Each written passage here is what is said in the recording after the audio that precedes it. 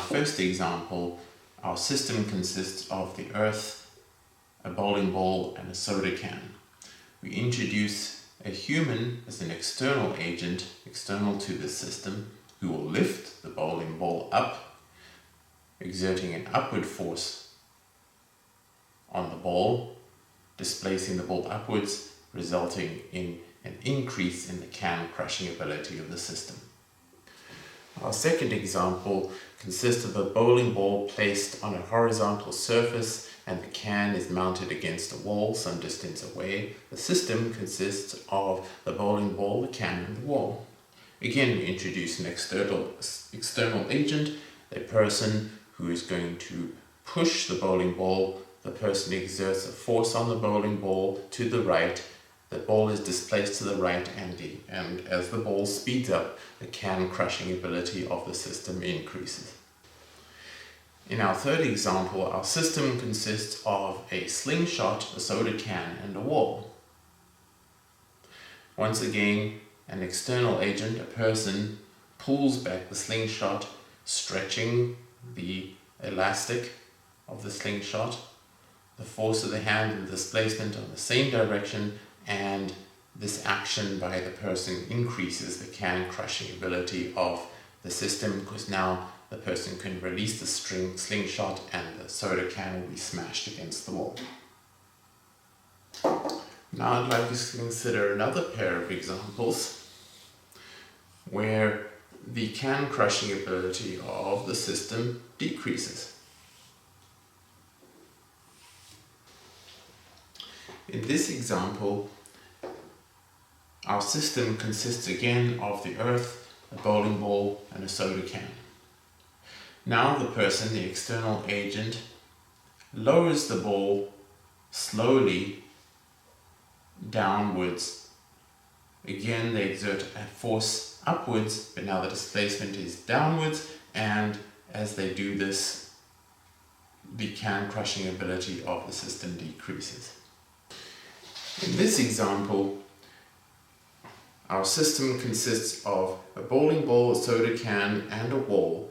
In this case, the bowling ball is moving rapidly towards the soda can. Our person, the external agent, intervenes, pushing against the movement of the bowling ball, so the force exerted by the hand goes to the left and the ball displaces to the right.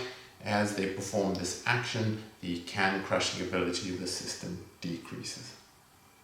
In this example, our system consists of the Earth, a bowling ball, and a soda can.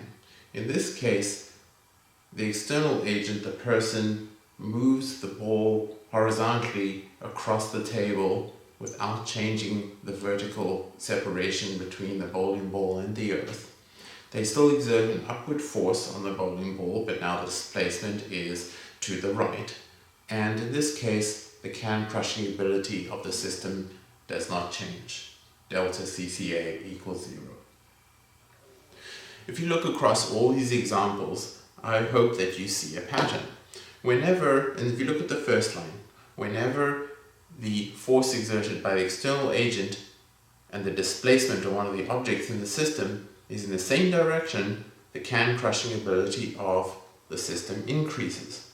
In these two examples here, when the hand exerts a force in the opposite direction to the displacement of an object in the system, in these cases the can crushing ability decreases. In this last example, when the hand exerts a force perpendicularly to the displacement, the can crushing ability of the system does not change. There's one final example we need to look at. In this example, our system consists of a bowling ball, a horizontal surface, and a wall. However, this is an unusual horizontal surface in that it has a lot of friction. So now when our external agent comes along and pushes the bowling ball with a hand to the right, displacing the ball to the right, the velocity of the ball remains constant because of the frictional force between the bowling ball and the surface. And in this particular case, even though the person is pushing the bowling ball to the right, the can crushing ability of the system does not change. So what does change? Well, in this case, the surface gets warmer, and so we say that the internal energy of the system increases. When you put all of these examples together, I hope that they conceptually justify a new physical quantity which we're going to call work.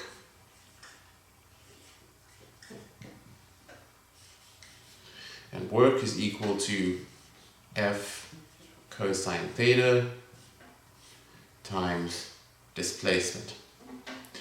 So the idea here is that if we take an object and we exert a force in it in some direction, like this, and its displacement is in some other direction like that,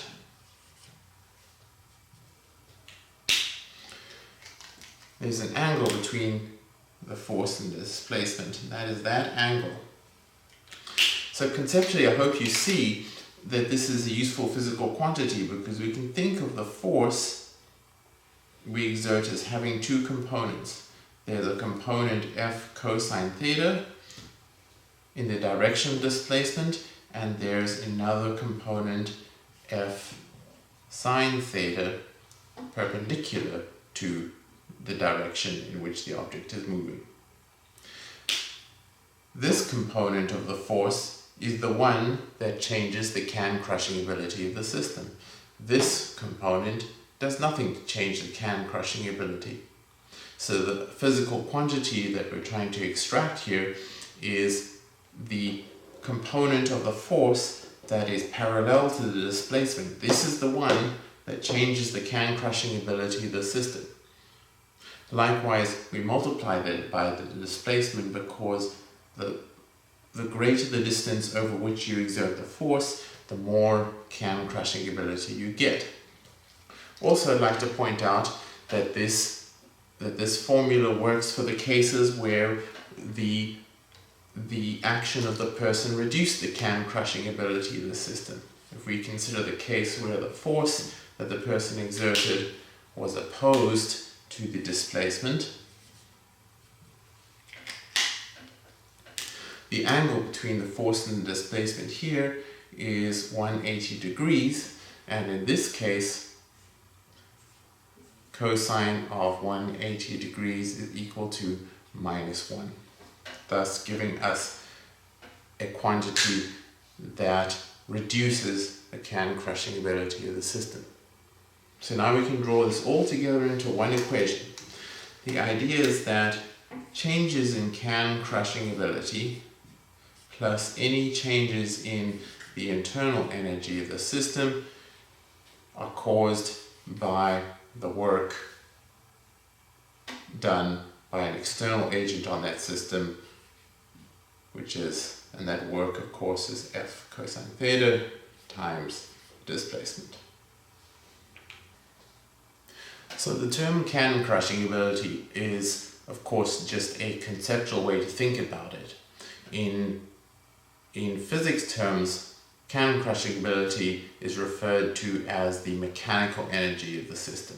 So the correct way to write this equation is changes in the mechanical energy of the system plus changes in the internal energy of the system are caused by work done on the system by external agents.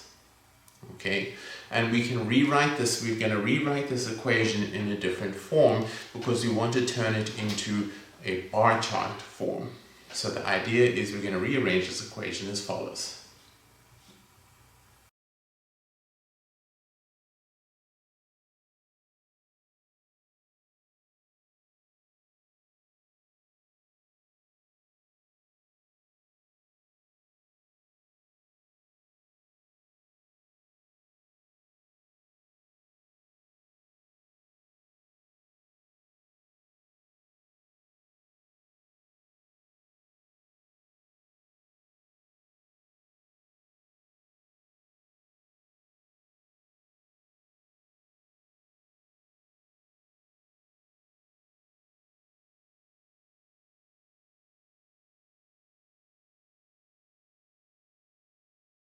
When the equation is written this way, this says to me that the total mechanical energy of the system in the initial state plus any contributions from external agents through work is equal to the mechanical energy of the system in the final state plus any changes in the internal energy of the system. This in turn allows us to turn this into a bar chart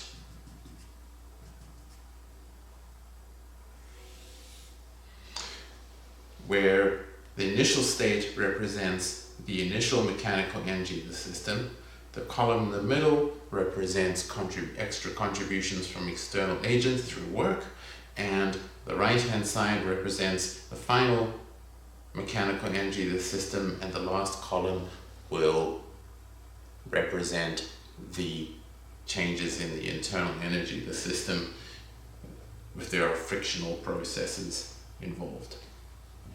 The next thing to realize is that the mechanical energy of the system is made up of different parts.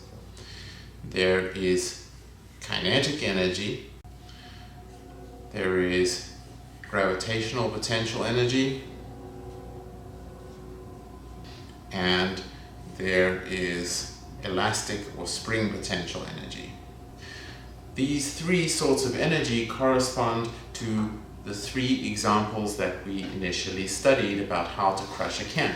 So if you pull the earth and the bowling ball apart, you increase the gravitational potential energy of the system.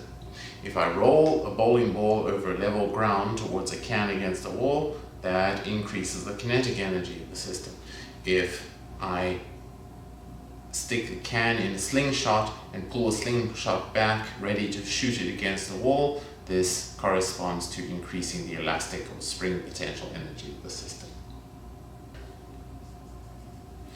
So when you construct a bar chart for energy, the idea is that each of the columns in the bar chart corresponds to some sort of energy. The first column here will correspond to the initial kinetic energy of the system. The next column corresponds to the gravitational potential energy of the system, and then the next column is representing the elastic potential energy of the system in the initial state. Then of course the middle column represents introduction of energy through work, and on this side this bar represents the final kinetic energy, the next bar represents the final gravitational potential energy, and the next bar represents the final elastic potential energy, and the very last one, of course, as I mentioned before, represents changes in the internal energy of the system. Next, we want to derive some mathematical expressions for these different forms of energy, and I'm going to start out by deriving an expression for the kinetic energy. So in order to figure out the mathematical expression for the kinetic energy of a system, we've got to think again back to our bowling ball, and what we're going to do is start the bowling ball with some initial velocity, v initial, and it's going to finish with some final velocity, v final. And the increase in velocity is going to be caused by some external force exerted by an external agent, if you like, the force exerted by hand, and this is going to result in this force is going to be exerted over this entire interval of displacement delta x from some initial position to some final position, and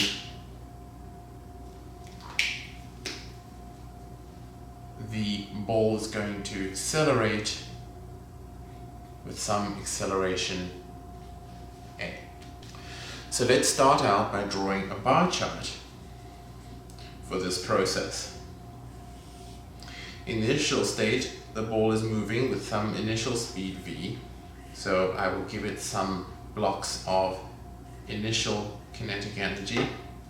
then an external agent exerts a force causing the ball to speed up. So this external agent does some work, let's say 3 blocks of work over this interval delta x, resulting in an increase in the kinetic energy of the system from 2 blocks plus 3 blocks to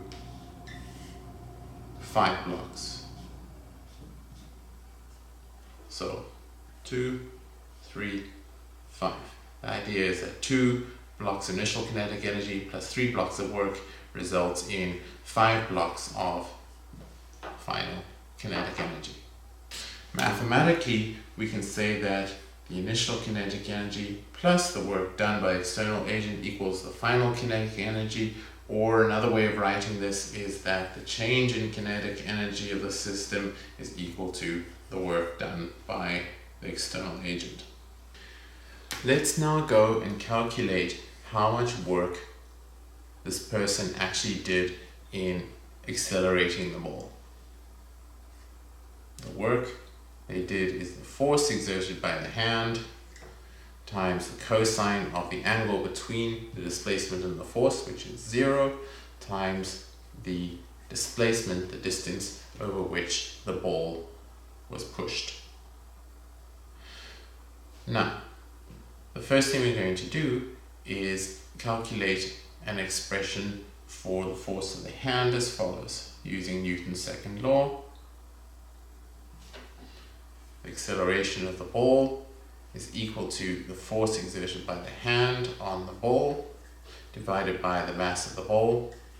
So the force exerted by the hand is equal to mass of the ball times acceleration of the ball, and we can take this expression and substitute it into our original work. So the work is now equal to mass of ball times acceleration of the ball times delta x. Now we're going to use a kinematics equation to simplify this expression.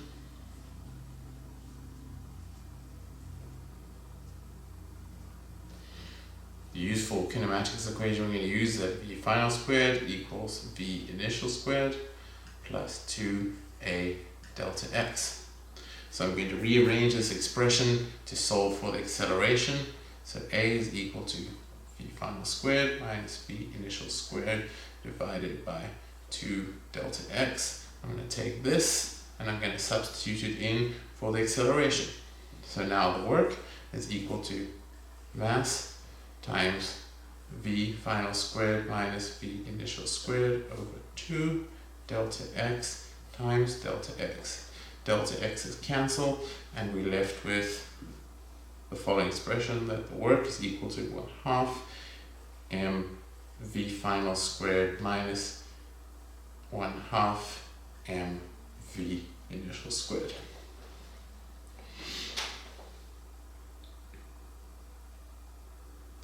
Now let's go back to the equation we had here. The change in kinetic energy is equal to the work done. So the change in kinetic energy is equal to 1/2 m v final squared minus 1/2 m v initial squared. So we can recognize that this is kinetic final and this is kinetic initial. And that tells us that the general equation for kinetic energy is 1/2 m v squared.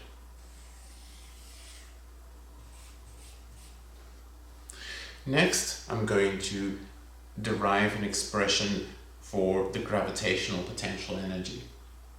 So, let's think of taking a bowling ball, and we'll put this as the 0 of our coordinate system, and we'll make y going up like that. So we'll start the bowling ball at some initial position, y initial, and end at some final position, y final. Again, this will be achieved by an external agent who lifts the bowling ball up from its initial position to its final position, exerting a force, F hand, upwards, displacing it through a distance, delta y. Let's again draw a bar chart of this process. So in the initial state, the ball starts with some as yet unspecified initial gravitational potential energy. The external agent does some work on the ball, let's say 3 bars of work, resulting in 4 bars of final gravitational potential energy. So we can summarize this mathematically that the increase in gravitational potential energy is equal to the work done by the person lifting the ball. So the same as with kinetic energy, let's go and calculate the amount of work that this person has to do. So the work is equal to the force exerted by the hand times cosine of the angle between the force and the displacement. As you can see, the force and displacement are in the same direction, so that's 0, and the displacement is a distance delta y, from y initial to y final. So, how much force does the person have to exert to raise the ball up from here to here? So people sometimes get a little bit confused about this because they think, well, I've got to exert more than the gravitational force to move it up. But the idea is we want to move it up without changing any other form of energy. We don't want to increase the kinetic energy of the ball. So in order to do that, I have to exert a force that is exactly equal to the gravitational force exerted by the Earth. So the force of the hand must be equal to mg. So the amount of work that I do in raising the ball from here to here is going to be mg delta y, which is equal to mg y final minus mg y initial. So now we go back to this general expression that the change in gravitational potential is equal to the work done. So delta ug must be equal to mg y final minus mg y initial. Now we look at this and we recognize that this must be the final gravitational potential energy and this must be the initial gravitational potential energy. So that gives us a general expression for gravitational potential energy is equal to mg y.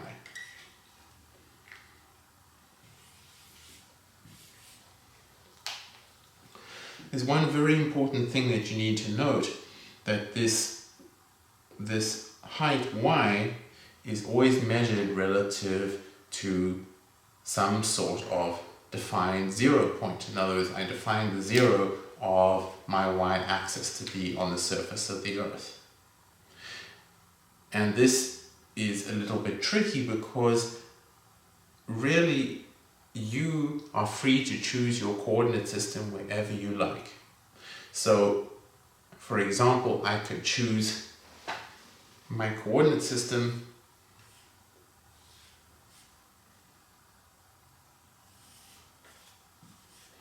to start at the floor, and I could say how much gravitational potential energy does my bowling ball have relative to the floor. On the other hand, I could choose my coordinate system relative to the table. I have now moved my 0 point to the table, and this would change the amount of gravitational potential energy the ball has, because now I could say how much gravitational potential energy does the ball have relative to the table.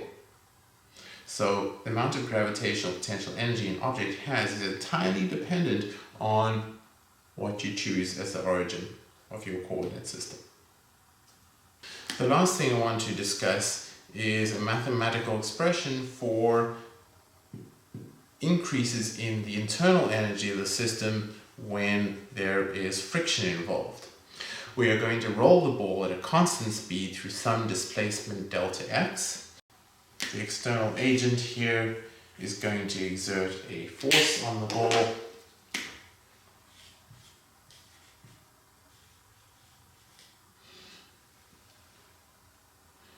which is going to be equal to the frictional force exerted by the surface on the ball. Again, let's draw a bar chart for this process. So I start off with some initial kinetic energy. Let's give ourselves 2 blocks. I'm going to do 3 blocks of work, and because I'm moving at constant speed, the final kinetic energy of the system did not change. So where did the energy go? It went into that very last bar. So I'm going to put 1, 2, 3 blocks of internal energy. So by pushing the ball at constant speed across this rough surface, the internal energy of the system went up. Basically, the surfaces got warmer. So let's write this out mathematically. The kinetic initial plus the work done equals kinetic final plus delta U internal. The kinetic initial and final are equal, so we can subtract them out of the equation. We're left with delta U internal equals the work done by the person. Let's calculate how much work the person has to do to roll the ball from here to here at a constant speed. So again, the hand, the force exerted by the hand and the displacement are in the same direction. So F hand cosine 0 degrees times delta x. In order to roll at a constant speed, the force that the person exerts has to be exactly equal to the kinetic friction exerted by the surface on the ball. So I'm going to replace force of hand with the force of kinetic friction times delta x. And that is all it is. Delta U internal is equal to the frictional force surface on ball times delta x. So I want to finish up by summarizing everything we've covered here. First of all, I derived an expression for a new physical quantity called work, which is equal to the component of the force in the direction of displacement times the displacement. I argued to you that work is the agency by which we can change the mechanical or the internal energy of the system. So we wrote a very general equation. So all this says is that work causes changes in the mechanical energy of the system or changes in the internal energy system, or both. I then took this equation and rearranged it so that we can talk about it in terms of a bar chart. So in the rearranged form, the initial mechanical energy of the system plus any work done by external agents is equal to the final mechanical energy of the system plus any changes in the internal energy of the system. Next, I argued to you that the mechanical energy is made up of 3 pieces: kinetic, gravitational, and elastic potential energy. And we derived expressions for the kinetic energy, and we derived an expression for the gravitational potential energy, and we also derived an expression for how much the internal energy changes if there is friction involved in the system. I did not derive an expression for spring potential energy. This requires an understanding of the type of force that springs exert, and we will cover this at a later point.